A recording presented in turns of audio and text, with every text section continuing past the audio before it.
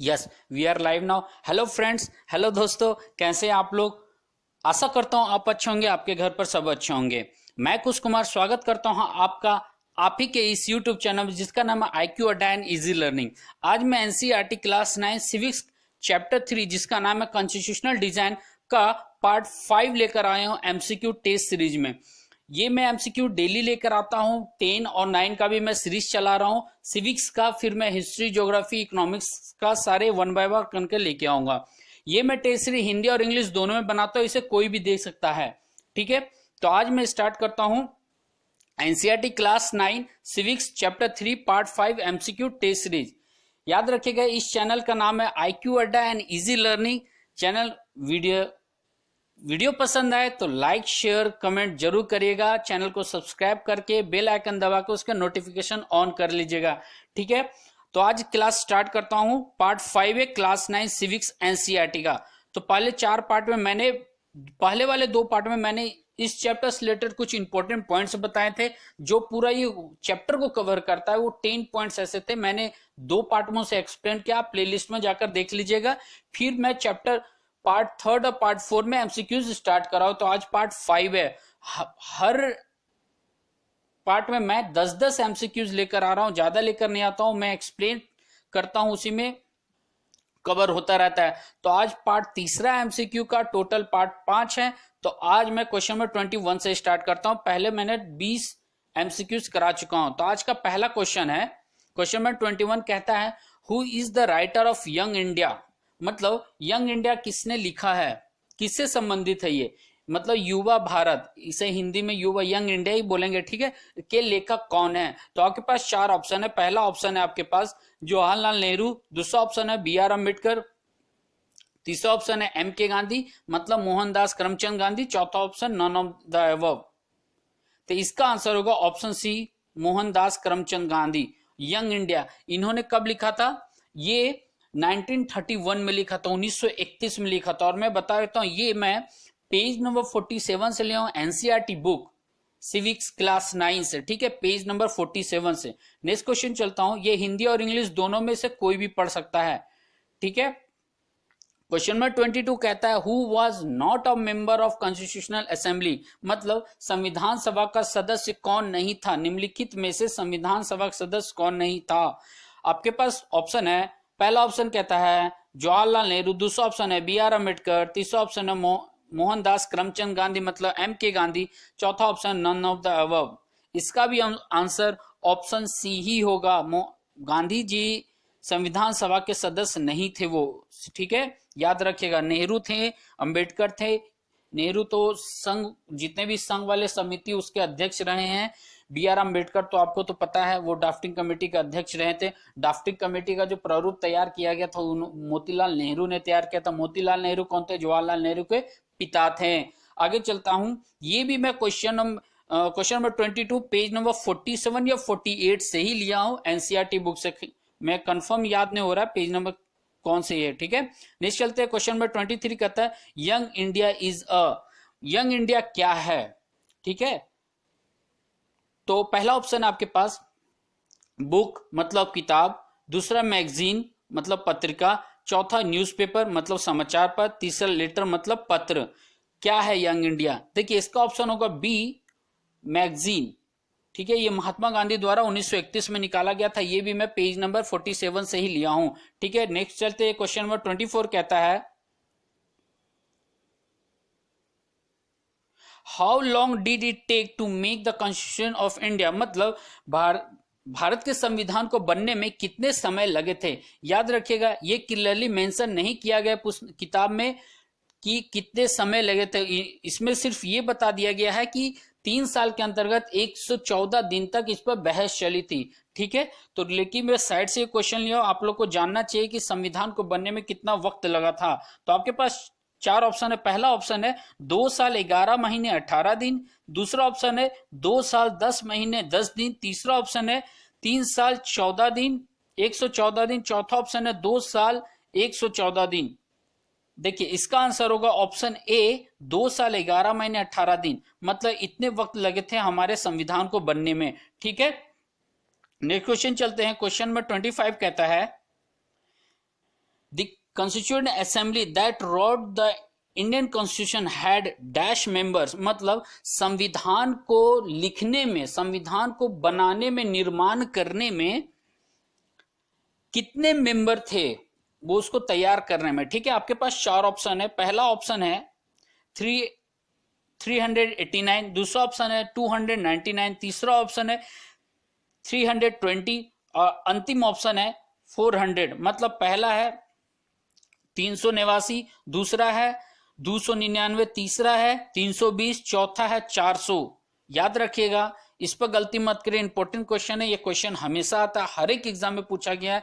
Public service commission से लेकर के आप नॉर्मल ग्रुप डी रेलवे तक का एग्जाम आए तो उसमें पूछा गया क्वेश्चन है ये। याद रखिएगा, पहली बात तो 400 होगा नहीं, आपने पढ़ा होगा तो, और ये 320 होगा नहीं, ये दोनों एलिमिनेट होता है। याद रखिएगा 389 ऑप्शन ए जो है, इसमें टोटल मेंबर का बात आता है। याद रखिएगा टोटल मेंबर आते हैं, जिसमें से कांग्रेस भी थी, मुस्लिम लीग भी थी और सामान्य पार्टीज भी थी। ठीक है, लेकिन संविधान को लिखने में कुल मिलाकर 299 लोगों ने सहायता किया था, काम किया था। ठीक है, 299।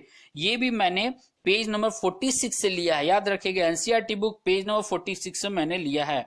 ठीक है, नेक्स्ट चलते हैं। क्वेश्चन नंबर 26 कहता है there are certain basic rules that the citizens and the government have to follow. मतलब एक निश्चित कानून होता है, नियम होता है बुनियादी, उसको हर एक नागरिक और हर एक सरकार को फॉलो करना पड़ता है, मानना पड़ता है। तो आगे है all such rules together are called. मतलब ये सारे रूल्स को क्या कहते हैं। ठीक है, याद रखिएगा, ये मैंने चैप्टर के शुरुआत में ही लिया है, पेज नंबर 40 से। 40 जब चैप्टर स्टार्ट होता है, चैप्टर 3 कॉन्स्टिट्यूशनल डिजाइन, उसके नीचे ओवरव्यू है, उसी से मैंने लिया है। ठीक है, आपके पास चार ऑप्शन है। पहला ऑप्शन है कॉन्स्टिट्यूशन मतलब संविधान, दूसरा ऑप्शन है राइट्स मतलब अधिकार, तीसरा ऑप्शन है पावर मतलब शक्ति, चौथा है none of the above. Option D eliminate होगा। सबसे पहली बात देखिए, संविधान का बात आ रहा है और लोकतांत्रिक देश है हमारा। ठीक है, अब ये कंटेक्स्ट में साउथ अफ्रीका का भी दिया गया, तो साउथ अफ्रीका भी एक संविधानिक देश बना था, सॉरी लोकतांत्रिक देश बना था, तो ये उसमें भी पावर का बात आएगा नहीं। अब बात रही अधिकार। ठीक है, आपको और सरकार को अधिकार दिया जाता है, इसका मतलब ये नहीं कि आप पार्टिकुलर हर एक राइट लेकर के बैठे। ठीक है, तो ये सारे टुगेदर बोल रहा है, ऑल सच रूल्स टुगेदर, सारे मिलाकर क्या कहते हैं, तो इसे हम संविधान कहते हैं, मतलब ऑप्शन ए कॉन्स्टिट्यूशन कहते हैं।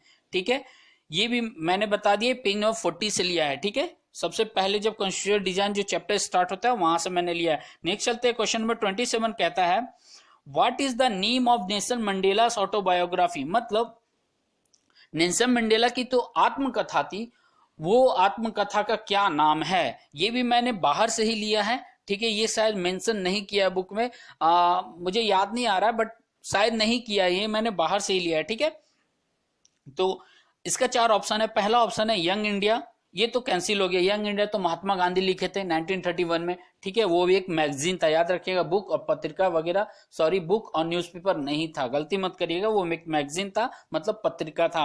तो यंग इंडिया होगा नहीं, पहले कैंसिल हो गया है। दूसरा the long walk to freedom, तीसरा है the first president of South Africa, और चौथा और अंतिम ऑप्शन है none of the above. None of the above भी हटा दीजिए। अब बच गया दो ऑप्शन, तो इसका आंसर होगा option B the long walk to freedom. याद रखिएगा, ये नेल्सन मंडेला की ऑटोबायोग्राफी है। ठीक है, the long walk to freedom, स्वतंत्रता की लंबी पैदल यात्रा, स्वतंत्रता की लंबी पैदल यात्रा, याद रखिएगा। ठीक है, हिंदी में भी ऐसे यही पढ़ेंगे, लॉन्ग वॉक टू फ्रीडम। ठीक है, नेक्स्ट चलते हैं क्वेश्चन नंबर 28। वीडियो पसंद आए तो लाइक शेयर कमेंट जरूर करिएगा, चैनल को सब्सक्राइब करके बेल आइकन दबा नोटिफिकेशन उसके ऑन कर लीजिएगा। मैं आप लोगों के लिए हिंदी और इंग्लिश में हर चीज लेकर आऊंगा धीरे धीरे। ठीक है, क्वेश्चन नंबर 28 कहता है what does republic mean in our constitution. मतलब रिपब्लिक का मतलब क्या है हमारे संविधान में। रिपब्लिक मतलब गणतंत्र, गणतंत्र का मतलब क्या है हमारे संविधान में। याद रखिए, पार्ट 1 और पार्ट 2 में इसी क्लास 9 के सिविक्स में ही मैंने समझाया, पार्ट 1 और पार्ट 2 में सारे पॉइंट्स को, कि फेडरलिज्म क्या होता है, रिपब्लिक क्या है, लिबर्टी क्या है ना, सोवर्निटी क्या है। मैंने सारा हिंदी और इंग्लिश दोनों में अच्छी तरह से एक्सप्लेन किया, आप प्लेलिस्ट में जाकर जरूर देखिएगा। तो फिर से मैं क्वेश्चन पढ़ देता हूं, what does republic mean in our constitution, मतलब हमारे संविधान में गणतंत्र का क्या अर्थ है। आपके पास चार ऑप्शन है। पहला ऑप्शन देता है आपको a person with autocratic power, ये तो होगा ही नहीं, डायरेक्ट एलिमिनेट होता है, कोई तानाशाह है नहीं। दूसरा है a head of the state elected person. तीसरा ऑप्शन है a with supreme power, with double हो गया, हटा दीजिएगा उसको। चौथा है नन ऑफ द अबव, ये भी ऑप्शन कैंसिल होता है। तो रिपब्लिक का मतलब होता है head of state is an elected person, मतलब राज्य का प्रमुख एक निर्वाचित व्यक्ति होगा। तो ऑप्शन है इसका ऑप्शन बी, दूसरा ऑप्शन है। ठीक है, गणतंत्र का मतलब यही होता है। अगला क्वेश्चन चलते हैं। क्वेश्चन नंबर 29 कहता है dash was the name of a system of racial discrimination unique to South Africa, मतलब साउथ अफ्रीका में एक नस्लीय भेदभाव की प्रणाली थी। ठीक है, व्यवस्था थी। तो उस प्रणाली या उस व्यवस्था को क्या कहते हैं। आपके पास चार ऑप्शन है। पहला ऑप्शन दिया जाता है स्ट्रगल, दूसरा ऑप्शन है ट्रीजन, तीसरा ऑप्शन है अपेथर्ड, चौथा ऑप्शन है नन ऑफ द अबव। तो इसका आंसर होगा ऑप्शन सी, रंग भेद जिसे आप कह सकते हैं। ठीक है, इसको हिंदी पढ़ते हैं अपार्थर्ड वो बोलते हैं, अपार्थर्ड। ठीक है, चलिए नेक्स्ट चलते हैं। क्वेश्चन नंबर 30 है, कहता है Nelson Mandela and 7 other leaders were sentenced to life imprisonment in dash for daring to oppose the apartheid regime in his country, मतलब नेल्सन मंडेला और 7 अन्य नेताओं को आजीवन कारावास की सजा सुनाई गई थी। तो वो जो सजा सुनाई गई तो वो कब सुनाई गई थी। तो आपके पास ऑप्शन है, पहला ऑप्शन देता है 1948, दूसरा ऑप्शन है 1950, तीसरा ऑप्शन 1960, चौथा ऑप्शन है 1964, मतलब 1948, 1950, 1960 एंड लास्ट वन इज 1964। तो इसका ऑप्शन होगा डी 1964। 29 इसके पहले वाला जो मैंने क्वेश्चन नंबर 28 मैंने पेज नंबर 51 से लिया था, याद रखिएगा।